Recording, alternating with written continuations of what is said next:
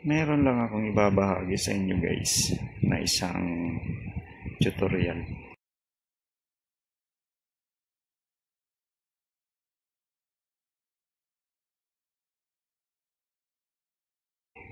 Kung paano magkabit ng bulb na to.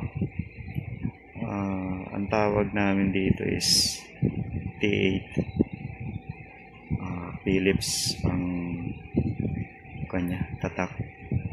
16 watts yung wattage niya, tapos katumbas niya is 36 watts na fluorescent. Ito po yung pinalit sa traditional na fluorescent lamp.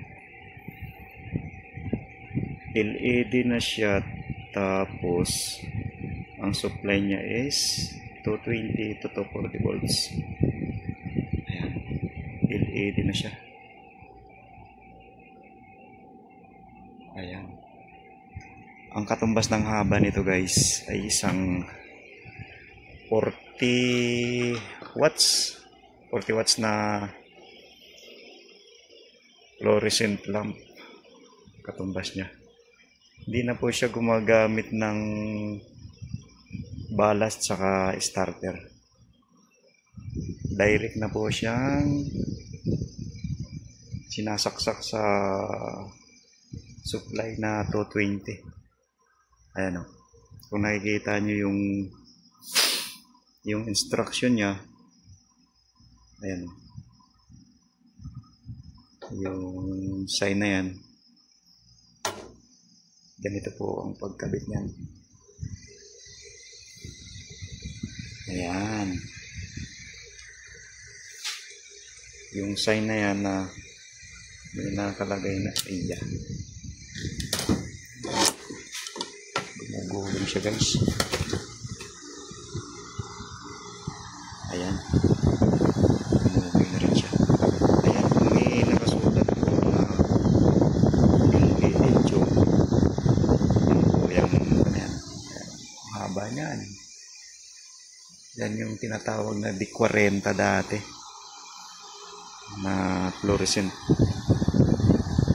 Pero ngayon, ginawa na siyang LED tube.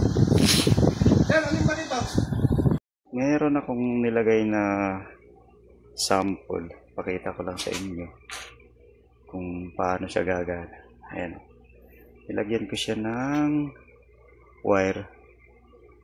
Kasi nga, itong sign na to, na LN, kung nakikita nyo, ito, LN na yan. Ito yan, ito ang katumbas niyan kasi dito nakaharap yun, yung dulo ng ilaw. So nilagyan ko siya ng wire para ipakita sa inyo kung paano siya gagana. Ngayon, subukan natin. Katingin ko lang to. Katingin ko lang tapos balatan.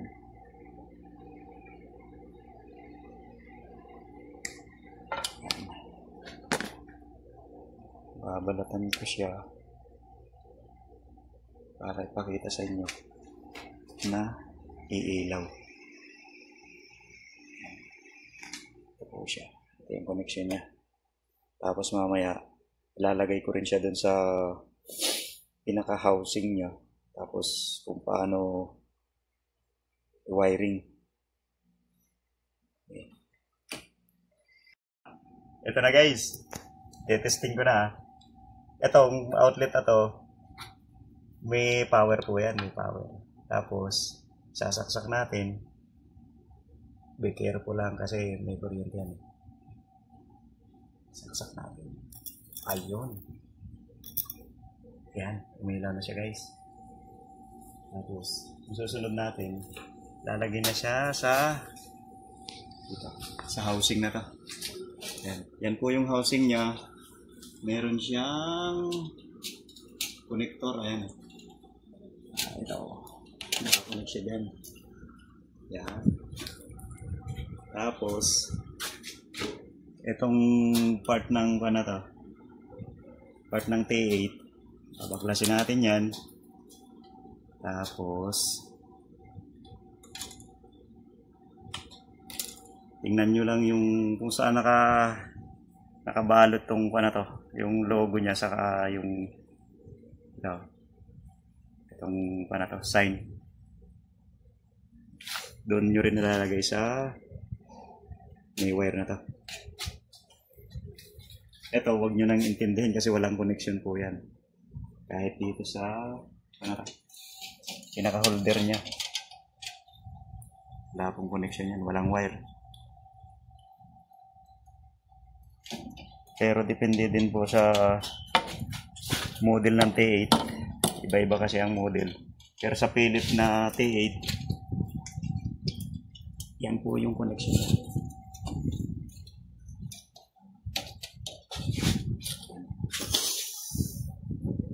Ito, alay natin.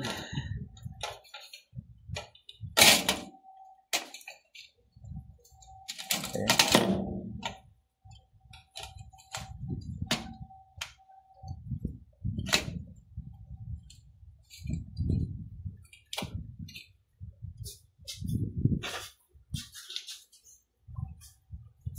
Tapos, meron na siyang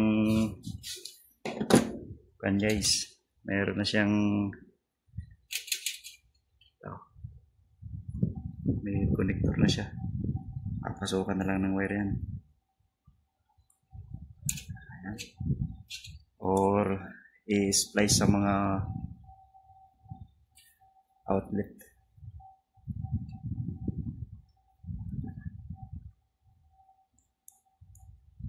Ayan. Tingnan lang po. Tapos, subukan ulit natin.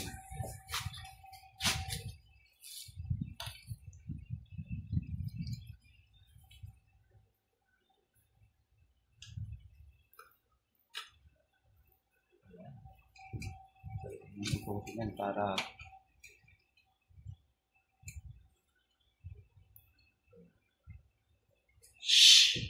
okay, salamat. Thank you.